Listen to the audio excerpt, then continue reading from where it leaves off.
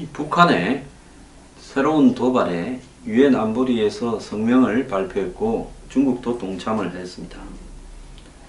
자, 미국이 다시 강경 기류로 선회하면서 북도발에 대화에 앞으로 하는데 도움이 전혀 되지 않는다라고 미국이 경고를 했고요. 그리고 미국 측의 이 군사적 움직임도 지금 다시 이렇게 가동되기 시작했습니다. 자, 니키 헤일리 유엔 주재 미국 대사, 여자죠. 주지사도 했고요. 매우 강성입니다. 이 미국 유엔 대사가 북한에 대한 강도 높은 유엔 차원에서의 추가 제재를 예고했고요.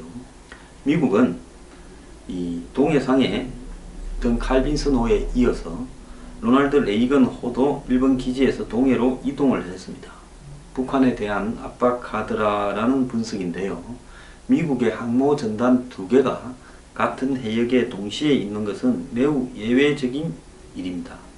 미국은 석유, 에너지, 선박, 수출 등 다양한 분야에서 북한에 대해서 압박을 하려 하고 있습니다. 자, 유엔 안보리가 북한에 대한 추가 대북 제재 결의안 작업에 지금 착수를 했고요. 이 부분에 대해서 이 영국, 프랑스 등도 앞장을 서고 있습니다.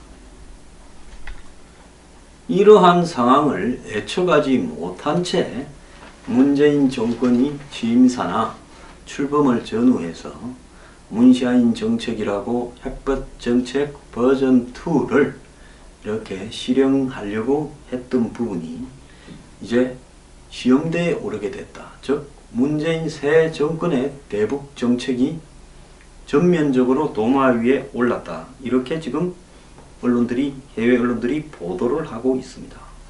물론 한국의 언론은 허니문 운운하면서 현재 이런 부분에 대한 비판을 거의 삼가하고 있습니다.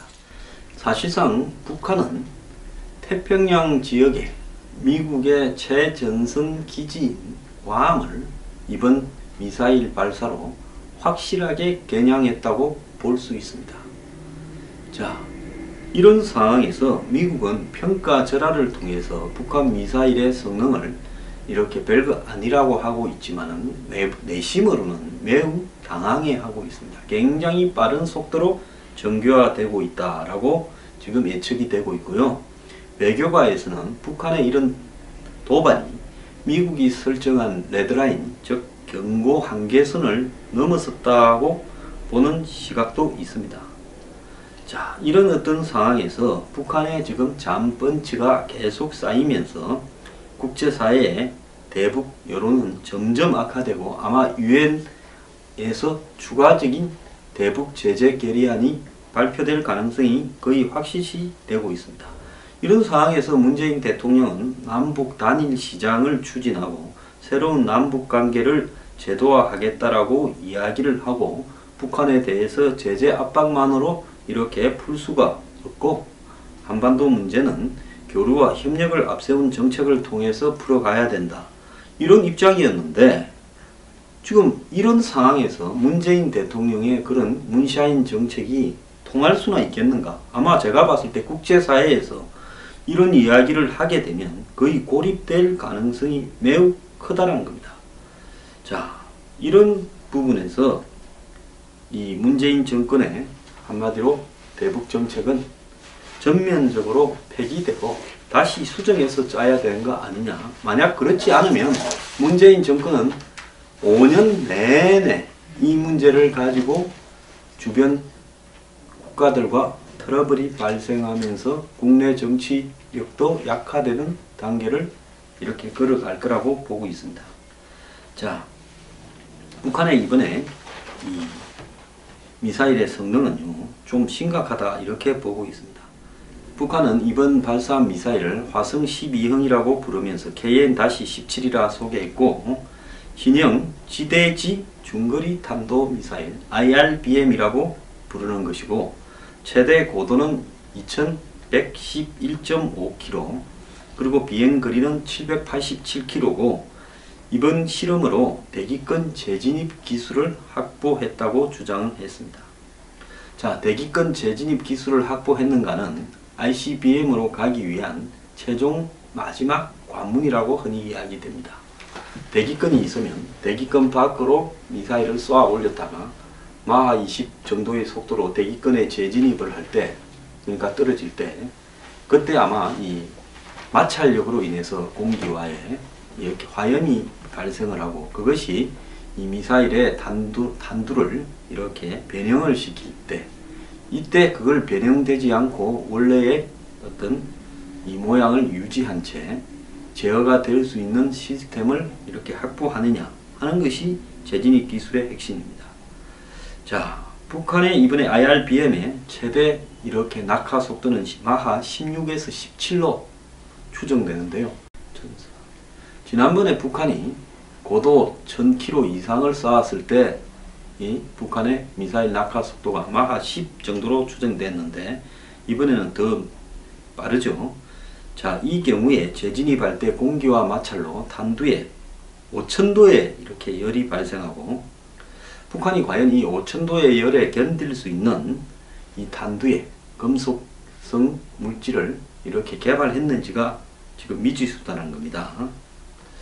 자, 재진입에 성공했다 하더라도 이 재진입 성공이 곧바로 ICBM급 재진입 기술로 이르는 것은 아니다라는 거죠. 왜냐하면 ICBM 같은 경우에 대륙간 탄도탄, 즉 이렇게 흔히 한 10,000km 정도를 날아가서 다른 대륙에 있는 적국을 타격하는 그런 어떤 탄도탄 같은 경우에는 낙하 속도가 최대 마하 24고 그때 열이 8,000도에 달하고, 자, 그래서 이번에 이 기술이 설사 성공했다 하더라도 ICBM급에 이르기에는 무리다는 겁니다. 그래서 이 8,000도에 이 마찰열이 생기면 탄두가 불균형하게 이렇게 깎이게 되고, 그러면서 균형을 상실한 채 원래 가는 방향으로 가지 않고 이렇게 균형을 잃고 회전하다가 폭발하게 되는 경우도 많다라는 겁니다. 그래서 북한이 과연 현재 이 ICBM급의 내열 기술을 확보했는지 하는 것은 의문이 있다라고 이야기를 하고, 이번에 쏜 북한의 이 미사일은 지대지냐 지대함이냐인데, 즉 항공모함을 겨냥한 부분으로는 북한의 레이더 기술이 수천 킬로 밖에는 미치지 못하는 상황이기 때문에 지대지라고 봐야 된다라고 지금 예측이 되고 있습니다.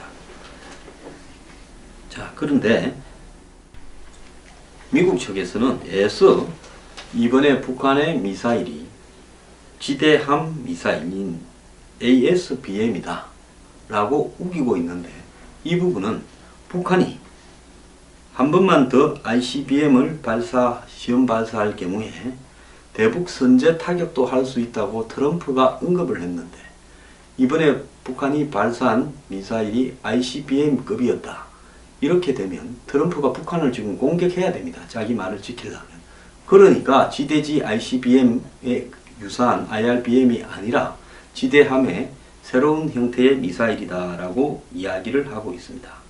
자, 이번에 북한이 발사한 화성 12호형을 만약에 북한이 한국의 남한의 중남부권의 성주라든지 이런 데로 발사하려면 사거리를 줄여야 되는데, 역시 이번처럼 고각 발사를 하면 5,500km를 날아가는 것이 1,000km 안으로 떨어지게 됩니다.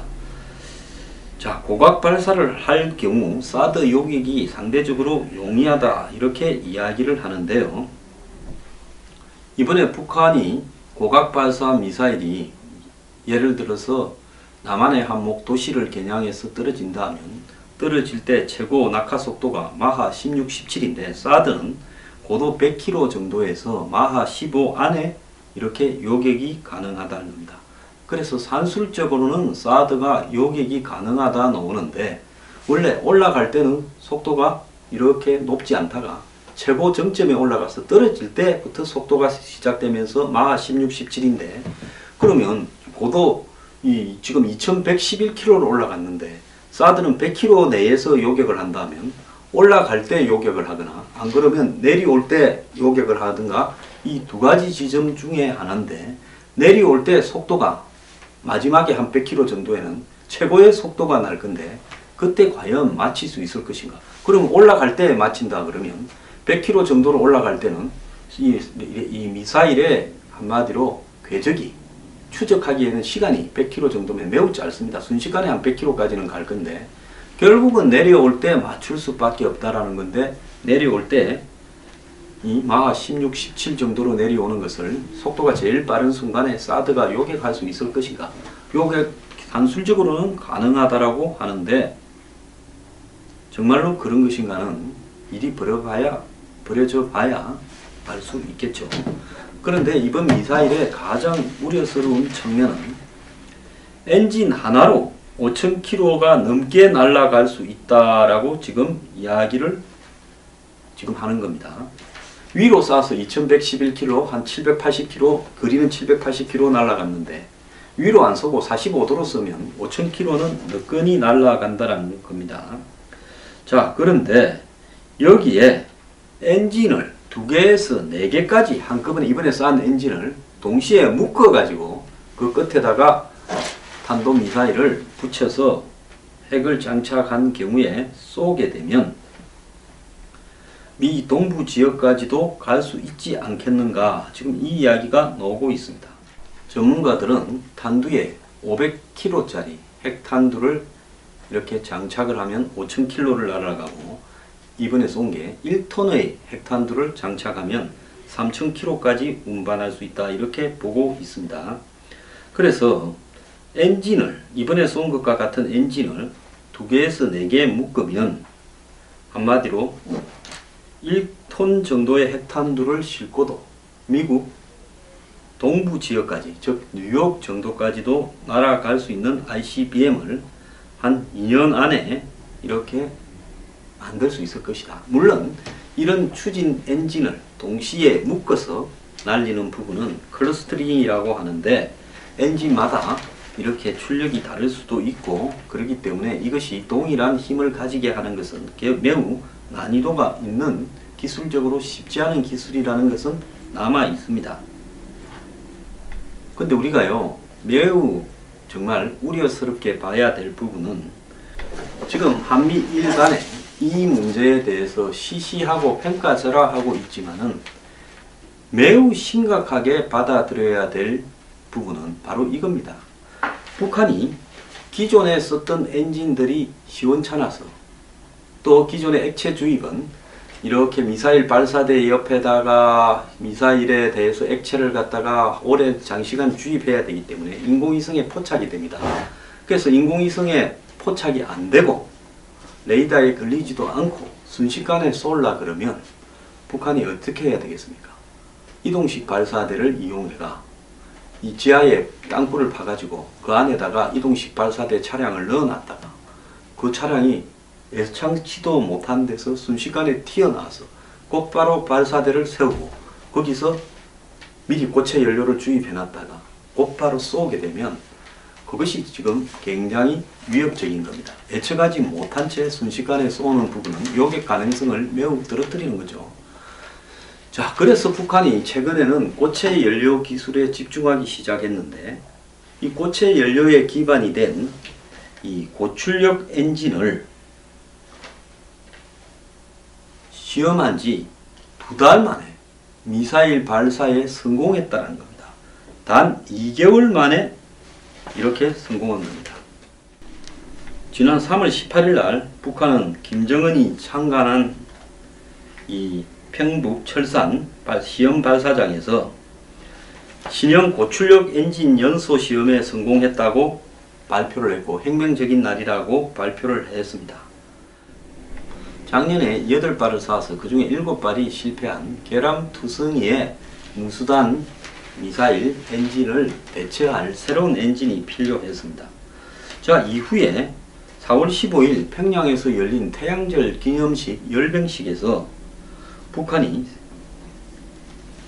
이번에 발사한 걸로 추정되는 미사일을 공개를 했어요.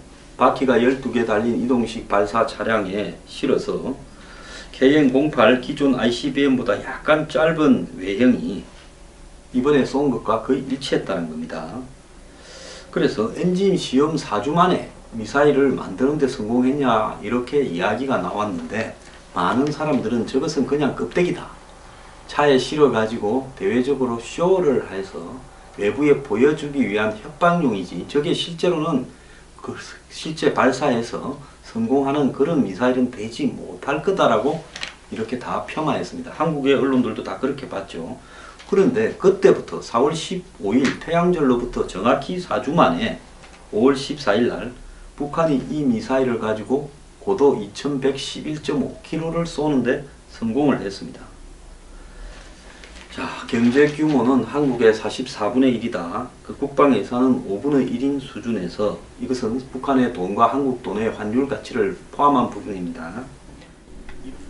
북한이 엔진 실험을 한 지 한 달 만에 그 엔진을 장착한 미사일을 대외적으로 공개하고 공개한 지 한 달 만에 실제로 쌓아 올려서 성공했다는 것은 세계적으로 유례를 찾기 어려운, 한마디로 이 미사일 개발 속도를 보이고 있다는 겁니다.